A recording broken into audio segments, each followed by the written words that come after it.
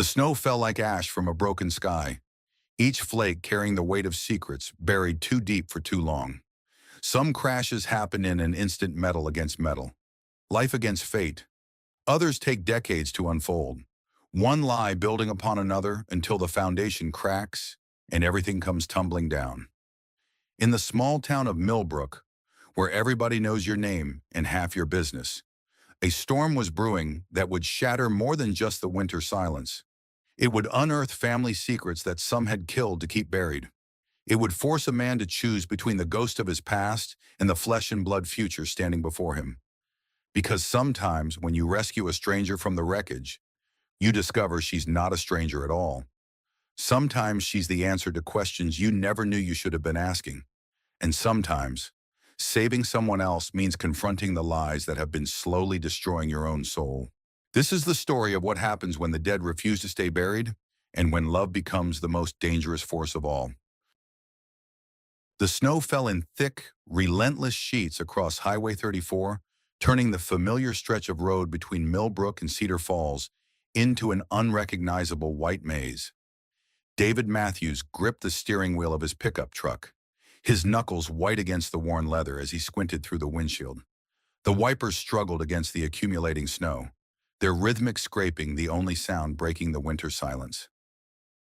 "Daddy, I can't see anything," 8-year-old Katie whispered from the back seat, her voice small and worried as she pressed her nose against the fogged window.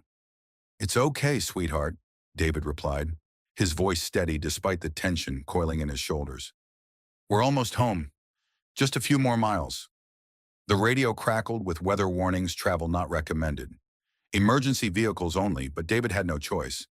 Katie's school had called an early dismissal, and Mrs.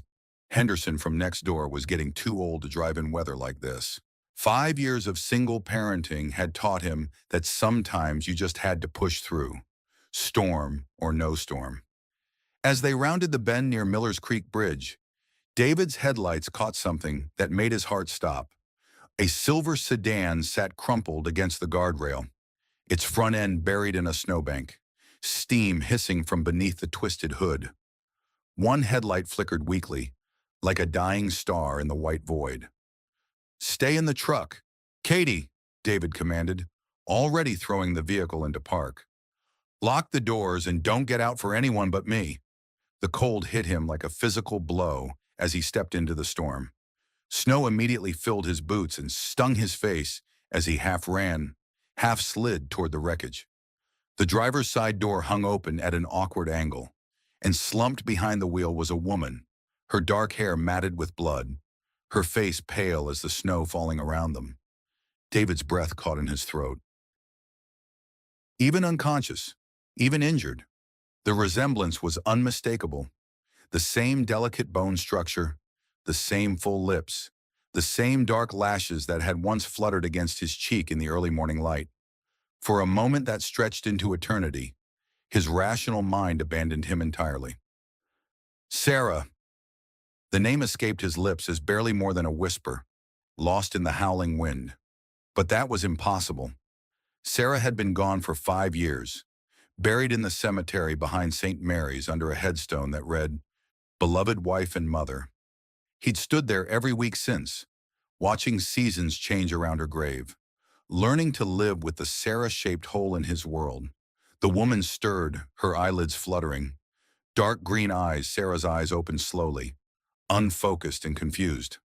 "Ma'am, can you hear me?" David forced his voice into the calm, professional tone he'd learned during his volunteer EMT training.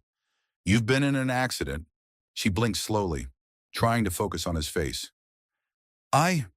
Where am I?"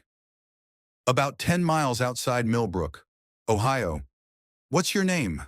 A long pause, her brow furrowed as if the question caused physical pain. I, I don't, I can't remember." David checked her pulse, steady but rapid. A gash across her forehead had stopped bleeding, but he could see the beginning of a serious bruise along her jawline. No obvious broken bones, but the way she winced when she tried to move suggested possible internal injuries. "We need to get you to a hospital," he said, already supporting her weight as she struggled to sit up. "Can you walk?" She nodded, though her legs shook as he helped her from the wreckage. As they made their way to his truck, David couldn't stop stealing glances at her profile.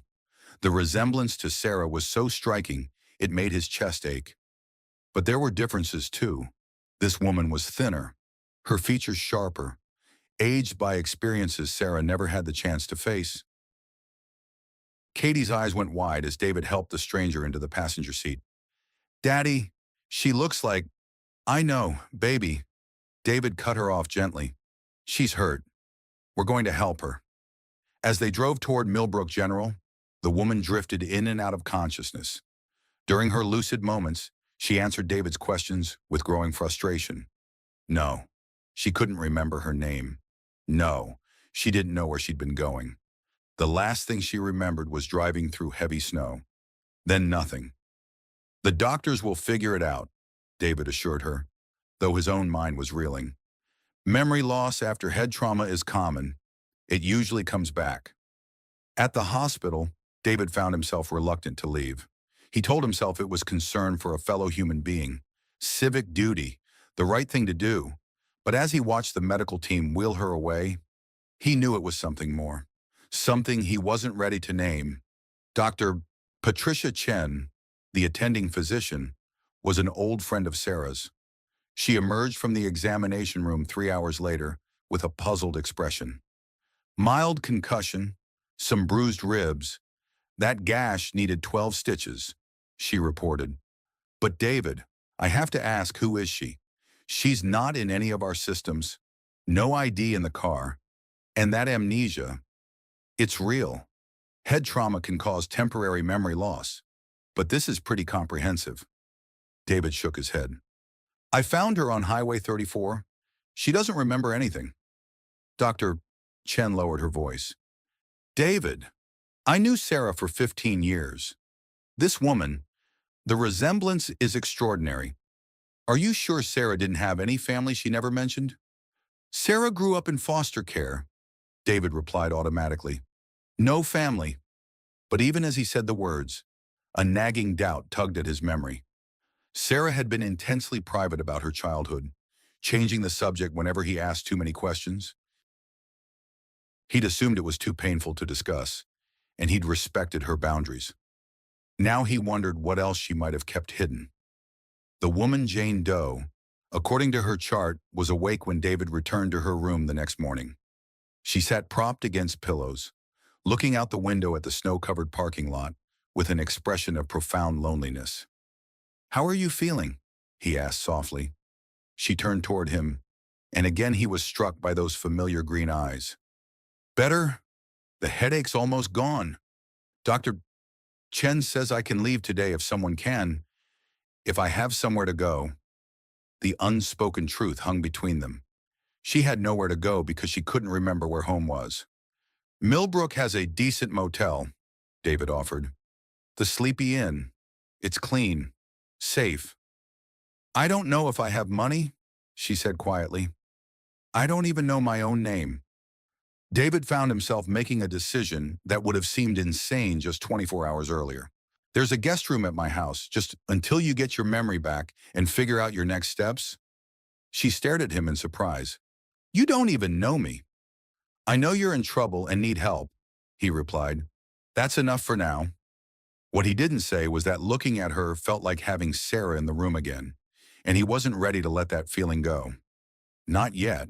The Matthews house sat on Maple Street like a postcard from a simpler time, white clapboard siding, green shutters, a wraparound porch where David had planned to grow old with Sarah. Inside, the walls held 5 years' worth of careful preservation. Sarah's books still on the shelves, her coffee mug still in the cabinet, her favorite throw pillow exactly where she'd left it on the couch. David showed Jane Doe to the guest room, acutely aware of how strange this was. The room had been Sarah's craft space, where she'd sewn Katie's Halloween costumes and wrapped Christmas presents in secret. Now it held a stranger who looked so much like his dead wife that Katie kept staring and asking questions he couldn't answer. "There are clean towels in the bathroom," David said, setting down the small bag of toiletries Dr. Chen had provided. "Katie and I usually eat dinner around 6. You're welcome to join us. Or if you need space, I'd like that, she said quickly. To join you. I mean, if it's not too much trouble. That evening, as the three of them sat around the kitchen table sharing David's admittedly mediocre spaghetti and meatballs, something shifted in the house's atmosphere. Jane Doe seemed to instinctively know where things were reaching for the Parmesan cheese in the exact cabinet where Sarah had always kept it, automatically grabbing the napkins from their spot beside the stove. Katie noticed too. How did you know where the salt was? She asked with 8-year-old directness. Jane Doe froze, her hand still extended toward the shaker. I don't know. Lucky guess. But David saw the confusion in her eyes, the way she looked around the kitchen as if recognizing it from a half-remembered dream. After Katie went to bed, David found himself sitting across from this mysterious woman at the same table where he and Sarah had planned their future, discussed their fears, shared their hopes. The silence stretched between them, comfortable and terrifying in equal measure. Thank you, she said finally, for all of this. I know it must be strange, taking in a complete stranger. You're not exactly a stranger, David admitted. You remind me of someone I used to know. Your wife. The question was gentle, without prying. David nodded. Sarah. She passed away 5 years ago. Cancer. I'm sorry.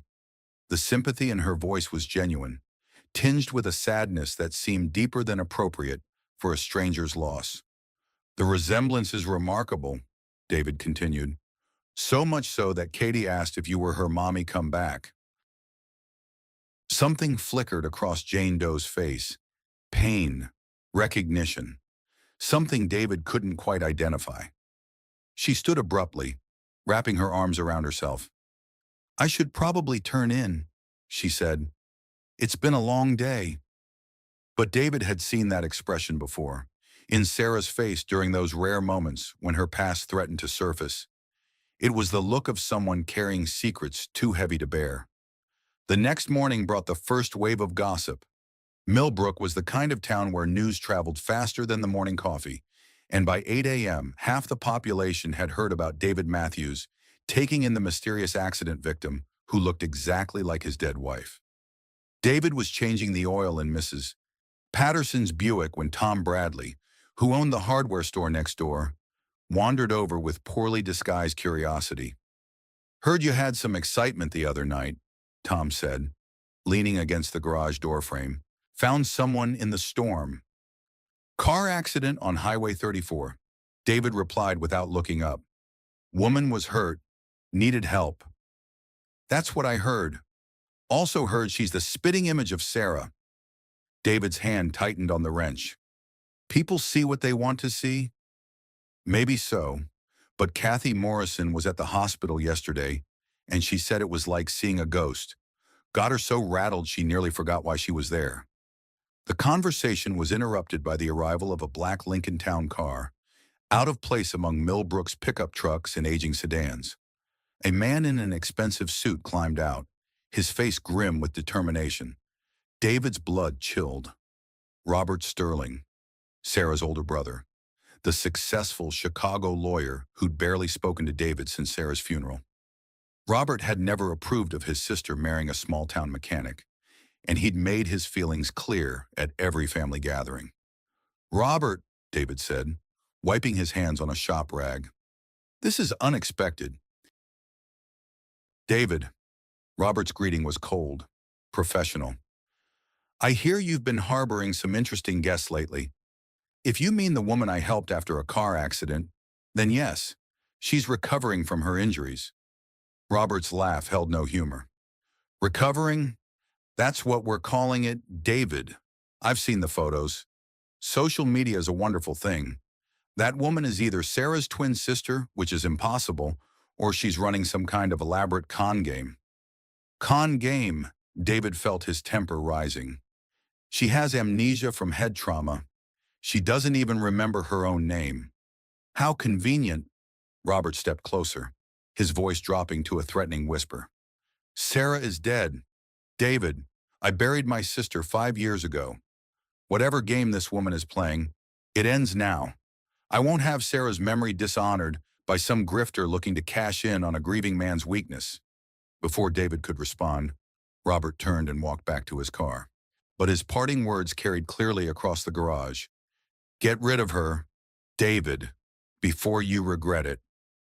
That evening, David found Jane Doe sitting on the front porch swing, wrapped in one of Sarah's old sweaters that Katie had insisted she borrow. The resemblance in the fading light was so strong, it took his breath away. "I've been thinking," she said without looking at him. "Maybe I should leave. Go to Chicago or Cleveland. Somewhere with better resources for finding out who I am." David sat beside her, the swing creaking gently under their combined weight. "Is that what you want to do?" "I don't know what I want," she admitted. "I don't even know who I am. But I can see how my being here is affecting people. The stares, the whispers. It's not fair to you or Katie." "Let me worry about what's fair to my family," David said quietly. "The question is, do you feel safe here?" She was quiet for a long moment, then nodded. "Yes. For the first time since I woke up in that hospital, I feel safe." "Then you stay as long as you need to." But even as he made the promise, David couldn't shake Robert's words. What if this was all some elaborate deception? What if his grief was making him vulnerable to manipulation? That night, unable to sleep, David found himself in Sarah's old closet, surrounded by clothes that still held traces of her perfume. He pulled down a box of photographs from the top shelf, their wedding album, vacation snapshots, candid moments from their life together. And there, tucked between pictures of their honeymoon in the Smoky Mountains, was a photograph he'd forgotten about. Sarah at 19, laughing at something off camera, her arm around another young woman with the same dark hair, the same green eyes, the same delicate features. David's hands shook as he studied the photo. On the back, in Sarah's careful handwriting, "Sarah and Emma, Sisters of the Heart, Foster Care Graduation Day." Emma. The woman sleeping in his guest room could be Emma, but Sarah had never mentioned an Emma. In 5 years of marriage, through countless conversations about their hopes for Katie's future, their fears about being good parents, their dreams of growing old together, Sarah had never once mentioned having a sister. David sat on the closet floor until dawn, staring at that photograph and wondering what other secrets his wife had taken to her grave. The scream shattered the pre-dawn quiet like glass hitting concrete. David bolted upright in bed, instantly alert, already moving toward the source of the sound before his mind fully processed what he'd heard. The guest room. Jane Doe. He found her sitting up in bed, her face pale and damp with sweat, her hands trembling as she pressed them against her temples. The bed sheets were twisted around her legs as if she'd been fighting invisible demons. "Hey, hey, it's okay," David said softly, keeping his distance but making his presence known. "You're safe. You're in Millbrook, at my house. You had a nightmare." Her green eyes found his in the dim light filtering through the curtains. For a moment, she looked completely lost, like a child waking up in a strange place. Then recognition dawned, and she took a shaky breath. "I'm sorry," she whispered. "I didn't mean to wake you." "Don't apologize. Bad dreams are part of recovery from head trauma. Do you remember what you were dreaming about?" She was quiet for so long that David thought she might not answer. Then, in a voice barely above a whisper, she said, "A little girl, dark hair, green eyes. She was crying, reaching for me. But every time I tried to get to her, she got further away, and there was a woman's voice, angry, saying I couldn't have her, that I wasn't family." David's heart clenched. "Just a dream," he said gently. Sometimes the mind processes trauma in strange ways. But even as he spoke the words, he was thinking about the photograph hidden in his bedside drawer, about Sarah's careful handwriting, Sarah and Emma, Sisters of the Heart. The next morning brought the first real breakthrough. Jane Doe was helping Katie with her breakfast when she suddenly stopped mid-motion, the orange juice pitcher frozen halfway to Katie's glass. "Emma," she said suddenly, her voice sharp with surprise. "My name is Emma." Katie looked up from her cereal. Emma. That's a pretty name. Emma what? David asked carefully, but she was already shaking her head, frustration creeping into her expression. I don't know, just Emma. But I know that's my name. I know it like I know. Like I know that coffee should have cream in it, not sugar. Like I know that roses make me sneeze, but tulips don't. It was a start. Over the following days, more fragments emerged. Emma remembered that she worked in an office building, somewhere with tall windows and the sound of traffic far below. She remembered the taste of deep dish pizza and the smell of Lake Michigan in winter. Chicago, David realized. She'd been living in Chicago. We should call the police there, Emma said during one of their evening conversations. If I was reported missing, there might be someone looking for me. David agreed, but the call to Chicago PD yielded nothing. No missing person reports matching Emma's description, no abandoned apartment or worried employer calling in welfare checks. It was as if she'd existed in complete isolation, with no one close enough to notice her absence. That's impossible, Emma said when David relayed the information. Everyone has someone, family, friends, co-workers, but David could see the doubt creeping into her eyes. What kind of life left no traces when it suddenly disappeared? The answer came 3 days later, delivered by a FedEx truck that left David staring at a package addressed to Emma Hayes, C.O. David Matthews. Inside was a box of personal belongings forwarded by her former landlord, along with a note explaining that her lease had expired and her belongings were being cleared out. Emma's hands shook as she opened the box. Inside were the fragments of a solitary life, a few books, some jewelry, a laptop computer, and at the bottom, a manila envelope thick with documents. Birth certificate, Emma read aloud, her voice steady despite her trembling hands. Emma Catherine Hayes, born December 15th, 1981. Father Michael Hayes, mother Rebecca Sterling. Hayes. David felt the world tilt sideways. Sterling, he repeated. Rebecca Sterling Hayes. Emma looked up sharply. Why does that name mean something to you? Before David could answer, footsteps pounded up the front porch steps.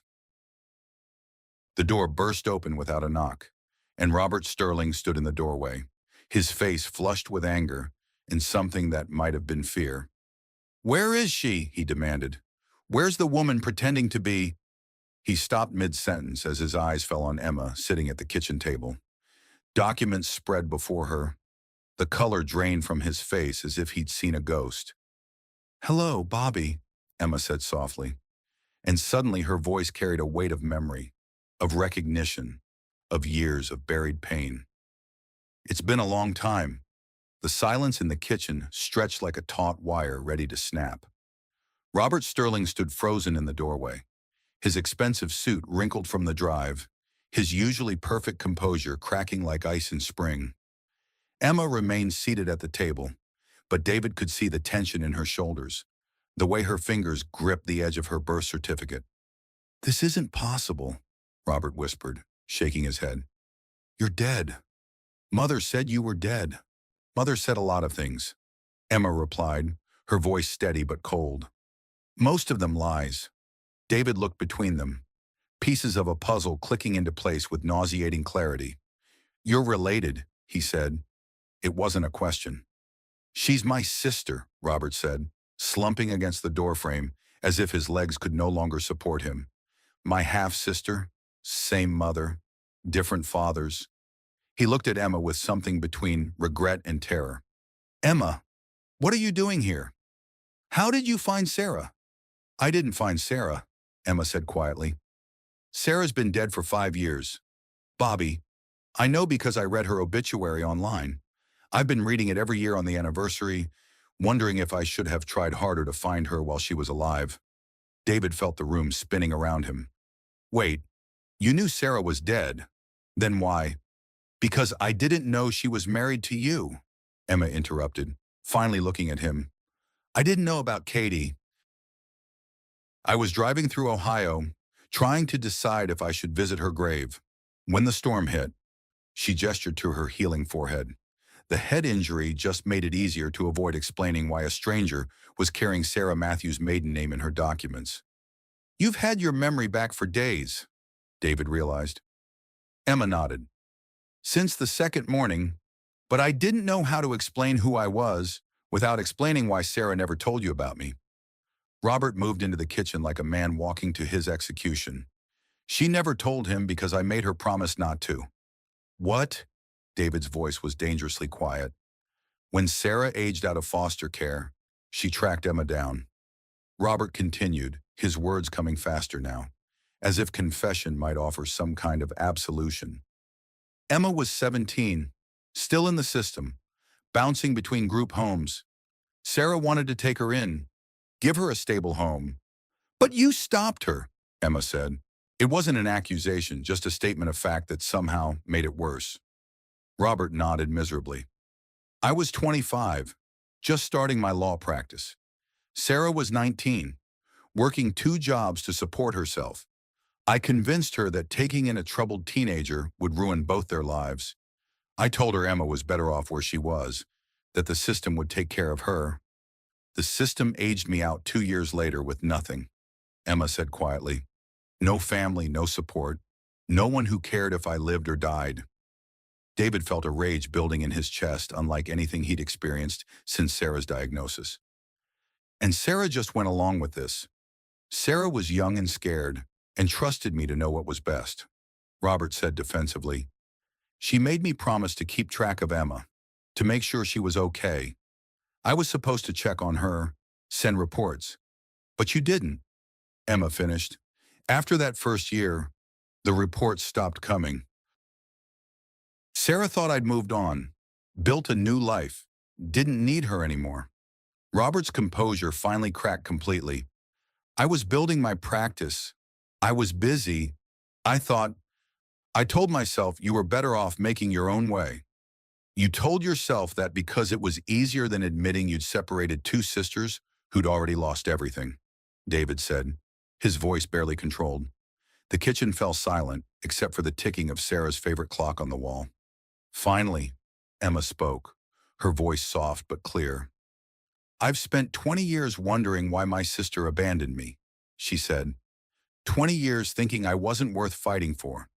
20 years building a life where I didn't get too close to anyone, because I knew they'd leave eventually. She stood up slowly, gathering the scattered documents from the table. Sarah tried to find me before she died, didn't she? Bobby. Robert nodded, tears streaming down his face. The last 2 years, when she knew the cancer was winning, she hired private investigators, spent thousands of dollars. She was desperate to find you, to explain. But she never did. The investigator found you 6 months after she died. I didn't know how to tell you. What was the point Sarah was gone? Emma looked at him with something that might have been pity. The point, Bobby, was that I deserved to know my sister had loved me. I deserved to grieve her. I deserved to know I had a niece. She walked toward the door, then stopped and turned back to David. I'll pack my things. I've caused enough disruption to your life. You're not going anywhere, David said firmly. Not yet. Emma shook her head. David, you married my sister without knowing I existed. Katie's getting attached to someone who's essentially a stranger. This is too complicated, too messy. Maybe, David agreed. But walking away isn't going to fix 20 years of lies and lost time. And I think Sarah would want us to try to figure this out together. From the top of the stairs came a small voice.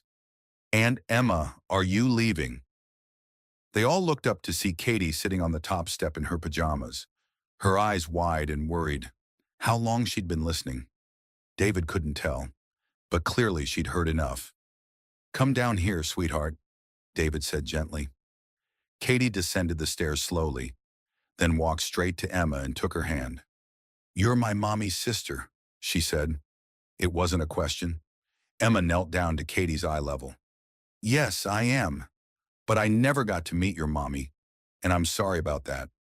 Are you going to leave like mommy did? The question hit Emma like a physical blow. David could see her struggling to find words that would be both honest and age-appropriate. "I don't want to leave," Emma said finally. "But sometimes grown-ups make things complicated when they should be simple." Katie looked around at the three adults, her 8-year-old wisdom cutting through years of adult mistakes with stunning clarity. "Mommy always said family finds a way. Maybe you're supposed to be our family now." And in that moment, David realized his daughter was absolutely right. The letter was hidden in the back of Sarah's jewelry box, tucked behind the velvet lining where David would never have thought to look. Katie found it while helping Emma organize Sarah's belongings, a task they'd undertaken together, as a way of helping Emma understand the sister she'd never really known. "What's this?" Katie asked, holding up the sealed envelope. On the front, in Sarah's careful handwriting, "For Emma, if she ever comes home." Emma's hands shook as she took the letter. David sat beside her on the bed that had once been his and Sarah's, while Katie curled up on Emma's other side, somehow understanding that this was a moment that required witnesses. The letter was dated just 3 months before Sarah's death. "My dearest Emma, if you're reading this, then God has answered at least one of my prayers. I've been looking for you for 2 years now, ever since the doctors told me the cancer was back and wouldn't be leaving this time. I need you to know that not a day has passed in 20 years that I haven't thought about you. I need you to know that Bobby lied to both of us, and I was too young and scared to question him. I need you to know that I loved you then, and I love you now, and I would give anything for the chance to tell you in person. I'm married to the most wonderful man named David. He doesn't know about you because I was ashamed not of you, never of you, but of my own cowardice in losing you. I was afraid that if I told him about my failures as a sister, he'd wonder what other ways I might fail as a wife and mother. We have a daughter named Katie. She's 5 years old and perfect and stubborn, just like you were. I see you in her sometimes, the way she tilts her head when she's thinking, the way she stands up for what's right even when it's hard. I named her Catherine after you, though I could never tell David why. Emma, if something happens to me before I find you, please know this: David is a good man who will love you like the sister you are if you give him the chance. Katie needs to know she has an aunt who survived everything life threw at her and came out strong. And maybe, if I'm not asking too much, they both need someone who will love them the way I won't be able to. You were never abandoned. Emma, you were loved every single day by a sister who just didn't know how to find her way back to you. Please forgive me. Please stay. Please help David understand that family isn't just about the people we choose. It's about the people who choose us back. All my love, Sarah P. S. There's a trust fund in your name at First National Bank. It's not much, but it's everything I could save for you over the years. The paperwork is in the safe behind our wedding photo. David has the combination." The room was silent except for the sound of quiet crying. Emma wept for the sister she'd lost twice, once to Robert's manipulation, and again to cancer. David wept for the wife who'd carried such guilt in her final years. And Katie, wise beyond her years, simply wrapped her arms around Emma and held on tight. "She knew you'd come," Katie whispered. "Mommy always said love finds a way." That evening, David sat in his workshop behind the garage, trying to process everything he'd learned. The trust fund was real. Sarah had been putting aside $50 a month for 15 years, building a small fortune intended to help Emma build a stable life. The paperwork showed that she'd been updating Emma's contact information whenever the private investigator found new addresses, always hoping, always believing that someday they'd be reunited. Emma found him there around midnight, wrapped in one of Sarah's old cardigans, carrying 2 cups of coffee. "Couldn't sleep either," she asked, settling onto the old wooden stool beside his workbench. "Keep thinking about all the conversations Sarah and I had about family," David admitted. How she always said Katie was lucky to have both sets of grandparents. How important it was for kids to know where they came from. Meanwhile, she was carrying this huge secret about having a sister. "She was protecting you," Emma said quietly. "In her mind. Anyway, she thought if you knew she'd failed me, you'd worry she'd fail Katie. That's ridiculous.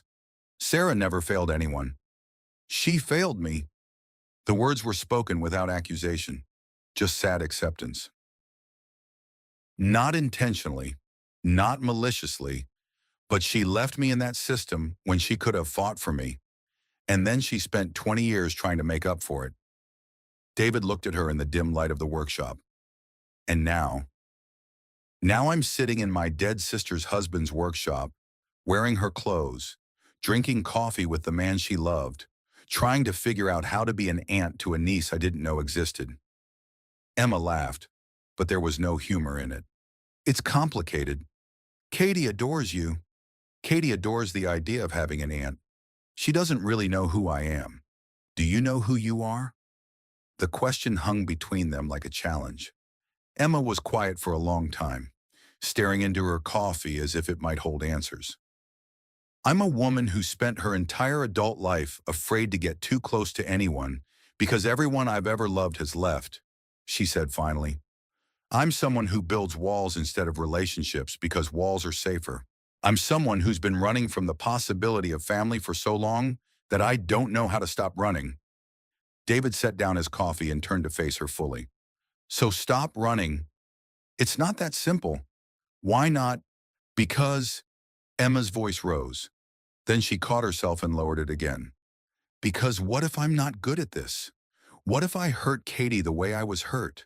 What if I fall in love with this life you've built and then something happens and I lose it all again? What if you don't? David countered. What if you stay and we figure it out together and Katie grows up knowing she has an aunt who chose to love her? What if we honor Sarah's memory by becoming the family she wanted us to be? Emma looked at him with tears in her eyes. Is that what you want? Really, because I need you to be sure? David, I can't be someone's placeholder or guilt relief.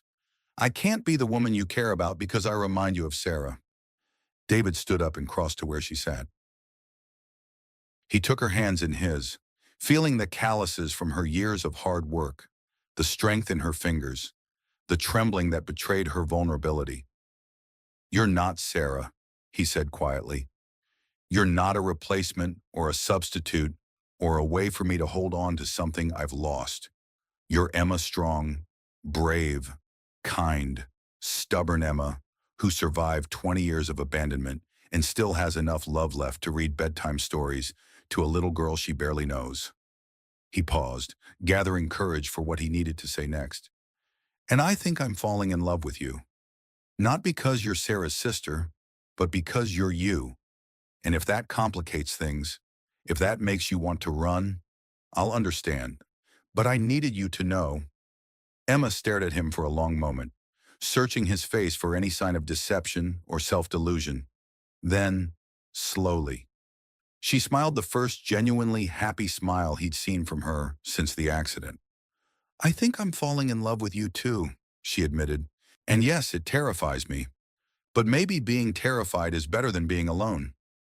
David leaned forward and kissed her, soft and gentle and full of promise. It didn't taste like goodbye this time. It tasted like possibility. Spring came to Millbrook like a whispered promise, melting away the winter that had brought Emma crashing into their lives. The town had gradually stopped staring, though David suspected it was more due to the bigger scandal of the mayor's son being arrested for public intoxication than any real acceptance of their unusual situation. Emma had moved out of the guest room and into a small apartment above the bakery on Main Street.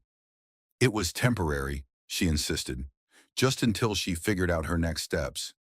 But David noticed she'd bought plants for the windows and hung Sarah's watercolor paintings on the walls. People putting down roots. He'd learned, often did so without realizing it. She'd also started working part-time at the library, helping Mrs. Peterson with the computer system and organizing the children's reading program. Katie attended every session, proudly introducing Emma as my Aunt Emma to anyone who would listen. The trust fund Sarah had saved had given Emma options. She could go back to Chicago, start over somewhere new, or as David quietly hoped, stay in Millbrook and build something permanent. But Emma seemed to be in no hurry to make any major decisions, and David had learned not to push. Their relationship was a careful dance of gradual intimacy. Evening dinners became regular occurrences. Emma never missed one of Katie's school events. She and David had fallen into a comfortable routine of shared domestic responsibilities and quiet conversations that stretched late into the night. But they hadn't talked about the future. They hadn't made any commitments beyond the present moment. And David was okay with that. Mostly, Emma needed time to heal from 20 years of self-protection, and he was learning that love sometimes meant being patient with someone else's process. The call came on a Thursday evening in late April. David was grading Katie's math homework while Emma helped her practice for the school spelling bee when his phone rang. The caller ID showed a number he didn't recognize, but something made him answer. David Matthews. Yes, this is Detective Rodriguez with the Chicago Police Department. I'm calling about Emma Hayes. Is she available? David felt his stomach drop. Is everything okay? We'd prefer to speak with Miss Hayes directly, if possible. Emma looked up at the tone in David's voice, immediately alert. He held out the phone to her with a questioning look. This is Emma Hayes, she said cautiously. David could only hear one side of the conversation, but Emma's face went through a series of expressions: confusion, shock, and finally something that looked like relief mixed with sadness. Yes, she said finally. Yes, I understand. Tomorrow at 2 o'clock. I'll be there. She hung up and sat staring at the phone for a long moment. Emma, David prompted gently. They found my father, she said quietly. My biological father, Michael Hayes. He's been looking for me for 30 years. Katie looked up from her spelling words. You have a daddy too. Emma nodded, her voice thick with emotion. Apparently I do. He's been searching for me since I was 8 years old. He never knew my mother put me in foster care. He thought she'd moved away with me and just didn't want him to find us. David felt a familiar knot forming in his stomach. Another family connection, another pull away from the life they'd been building. Are you going to see him? He lives in Chicago. The detective gave me his number. Emma looked at David with uncertainty. I don't know what to do. What if he's disappointed? What if I'm not what he's been hoping for all these years? What if he's wonderful and you get to have a father? Katie piped up with 8-year-old optimism. Emma smiled at her. What if indeed? That night, after Katie was in bed, David and Emma sat on his front porch swing, listening to the spring peepers in the creek behind the house. Emma had called her father a conversation that had lasted 2 hours and left her emotionally drained, but cautiously hopeful. He wants to meet, she told David. This weekend, he's driving down from Chicago. How do you feel about that? Terrified, hopeful, guilty. Guilty. Emma leaned back against the swing cushions. Sarah will never get to meet him. She spent her whole life thinking she was alone in the world, and it turns out our father was looking for both of us. If I'd been easier to find, if I'd put myself out there more, maybe he would have found me in time for Sarah to know she had a father who loved her. David took her hand. You can't think like that. You were a kid in the system, trying to survive. You did what you had to do. I know. Logically, I know that. But emotionally, she shrugged. I keep thinking about all the what-ifs. Want some advice? Always. Focus on the what is instead of the what if. You have a father who's been looking for you for 30 years. You have a niece who adores you. You have a man who loves you sitting right here on this swing. Emma turned to look at him. You love me. David realized what he'd said. They'd been dancing around the word for weeks, acknowledging the feeling without naming it directly. But there it was, out in the open. Yes, he said simply. I love you, completely, permanently, without reservation. Emma was quiet for a moment. Then she smiled. I love you too. Both of you. This whole strange, wonderful, complicated life we're building. Does that mean you're staying permanently? It means I'm staying for now, and I'm going to try very hard not to run away when things get complicated. David kissed her temple. Things are already complicated. We're doing fine. Are we really, really, We're messy and unconventional and probably doing half of this wrong, but we're doing it together. That's what matters. Emma snuggled closer to him on the swing. I hope my father likes you. I hope so too. But even if he doesn't, it won't change anything. This is our family now. Emma, whatever happens, we'll face it together. And as the spring evening settled around them, David felt something he hadn't experienced since Sarah's death, complete certainty about the future.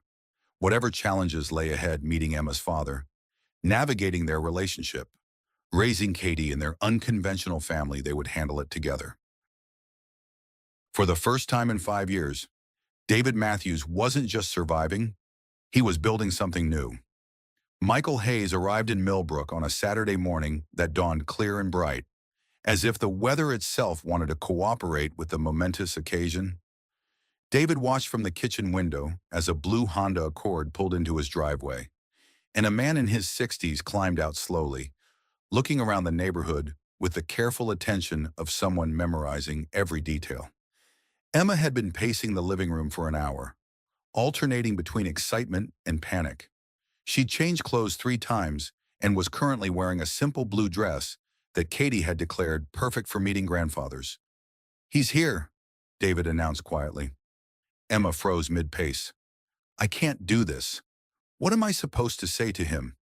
Hi, I'm the daughter you've been looking for 30 years. Sorry I was so hard to find. Katie bounced up from the couch where she'd been pretending to read. Can I meet him too? I've never had a grandfather before. Slow down, sweetheart, David said gently. Let's give Aunt Emma and her father some time to talk first. Okay. A soft knock on the front door made Emma's breathing quicken. David squeezed her shoulder reassuringly, then went to answer it. The man standing on his front porch was tall and lean, with silver hair and green eyes that were unmistakably familiar. He wore khakis and a button-down shirt, and his hands shook slightly as he clutched a small wrapped package. Mr. Matthews, I'm Michael Hayes.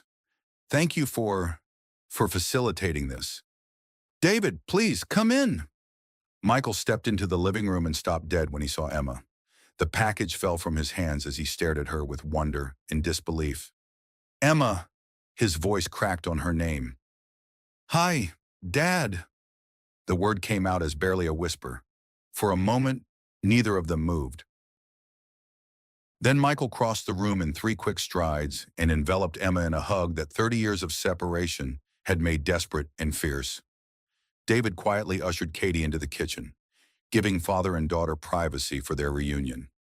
Through the doorway, he could hear the sound of quiet crying and murmured words too soft to make out.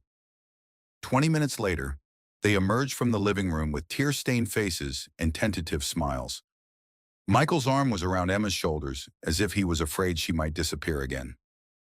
David, Emma said, her voice thick with emotion, I'd like you to meet my father. Michael Hayes. Dad. This is David, and this little lady hiding behind him is Katie, my niece. Michael extended his hand to David with genuine warmth. I can't thank you enough for taking care of Emma. The detective told me about the accident, about how you helped her when she had nowhere else to go. Emma's family, David replied simply. We take care of family. Michael's smile widened. Yes, we do. He knelt down to Katie's eye level. And you must be Sarah's daughter.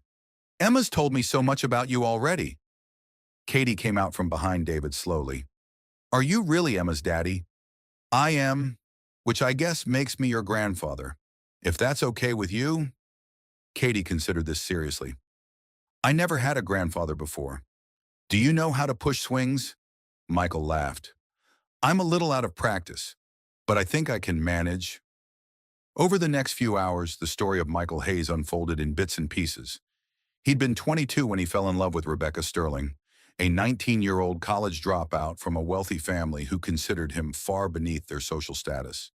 When Rebecca became pregnant with Sarah, her family had forced the relationship to end, threatening to cut her off financially if she maintained contact with Michael. I tried to find her after Sarah was born, Michael explained during lunch. But the Sterlings had money and lawyers. They made it clear that any attempt to contact Rebecca or the baby would result in legal action. But you kept trying, Emma said. Michael nodded. Every few years, I'd hire a private investigator, see if I could find any trace of Rebecca or Sarah. I never found anything until about 10 years ago, when I learned that Rebecca had given birth to a second daughter in 1981. That's when I started looking for both of you. Did you know about Robert? David asked. Michael's expression darkened. I knew Rebecca had a son from her first marriage. I didn't know he was actively keeping his sisters apart. He looked at Emma with regret. If I'd known you were in foster care, Emma, I would have moved heaven and earth to get you out. You should never have been alone. I wasn't completely alone, Emma said, glancing at David and Katie. I found my way to family eventually. They talked until early evening, filling in decades of lost time. Michael had spent his career as a high school history teacher. Never married, never had other children. He channeled his parental instincts into his students and his search for his daughters. I have something for you, he said as the day was winding down, retrieving the package he'd dropped earlier. I've been carrying this for 30 years, hoping I'd get the chance to give it to you. Inside was a small silver locket, tarnished with age.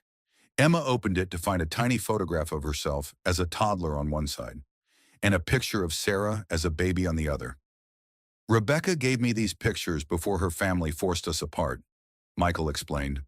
I always hoped that someday I'd be able to give them to both my daughters. Emma's eyes filled with tears. She knew about me. Sarah knew she had a sister. Michael shook his head. Rebecca was pregnant with you when we broke up, but she didn't tell me. I didn't know you existed until I hired that investigator 10 years ago. And by then, Sarah was already gone, Emma finished. I'm sorry, Michael said quietly. I'm sorry I wasn't there for either of you when you needed me. I'm sorry it took 30 years to find you.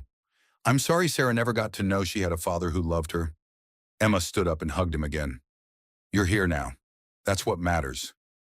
As the evening wound down, Michael prepared to drive back to Chicago, but not before making plans to return the following weekend. He wanted to see Emma's apartment, meet her friends, learn about the life she'd built for herself. I'd like to take you and Katie to Chicago soon, he told David. Show you where I live, introduce you to some old friends. Emma's family is my family now. After Michael left, David and Emma sat on the front porch while Katie played in the yard, catching fireflies in mason jars. How are you feeling? David asked. Full, Emma said after a moment. Like I've been carrying around this empty space my whole life, and suddenly it's filled to overflowing. She paused. Scared, too. Of what? Of losing it. Of waking up tomorrow and finding out it was all a dream. Of somehow messing this up the way I've messed up every other relationship in my life. David took her hand. You're not going to mess this up, and you're not going to lose us. We're not going anywhere. Promise, promise. Emma leaned against his shoulder, watching Katie chase fireflies in the gathering dusk. I called the library today. Mrs. Peterson offered me the full-time children's librarian position. Benefits, retirement plan, the works. David's heart jumped. Are you going to take it? I'm thinking about it. It would mean staying in Millbrook permanently, putting down real roots. How do you feel about that? Emma was quiet for a long moment.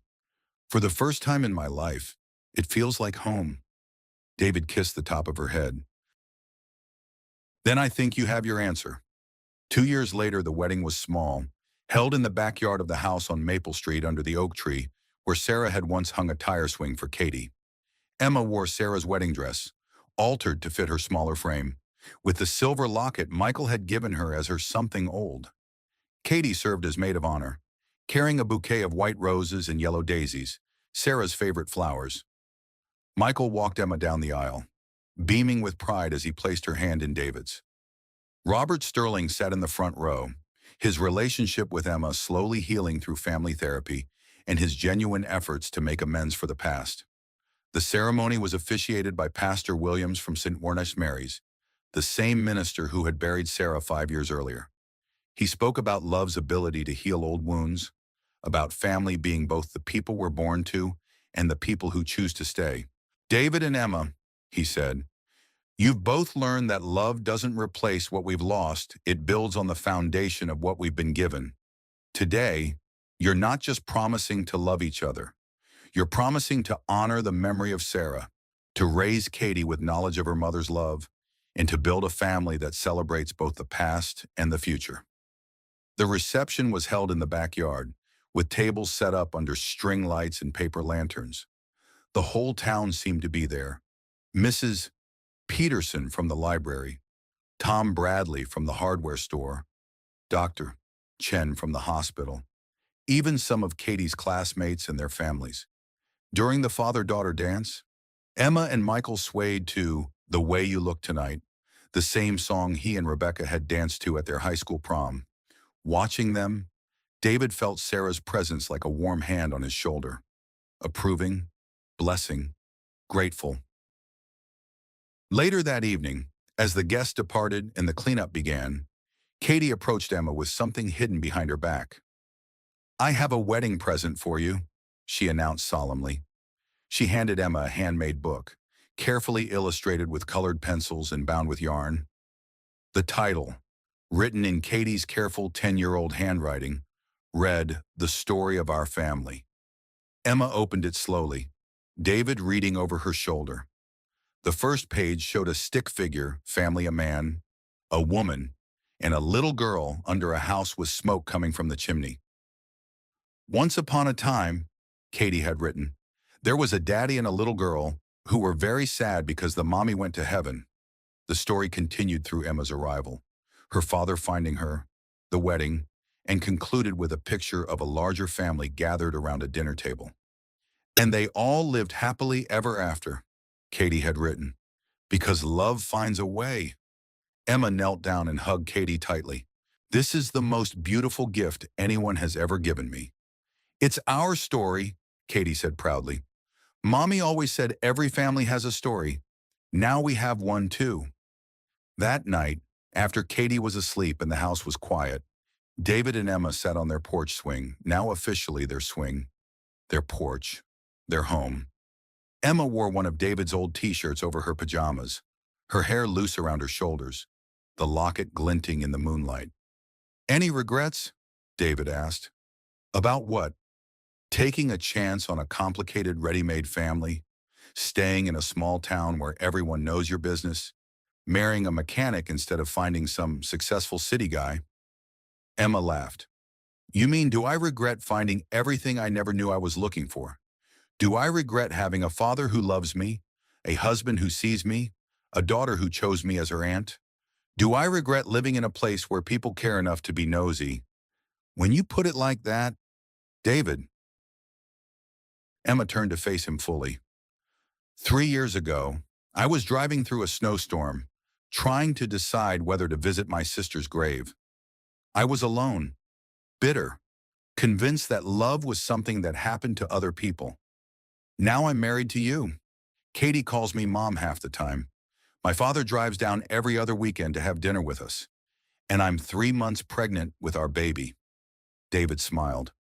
They'd found out about the pregnancy just 2 weeks earlier, a development that had Katie over the moon with excitement about becoming a big sister. "When you put it like that," he said, echoing her earlier words, "I don't have regrets. David, I have gratitude. Every single day, I'm grateful that I crashed into your life."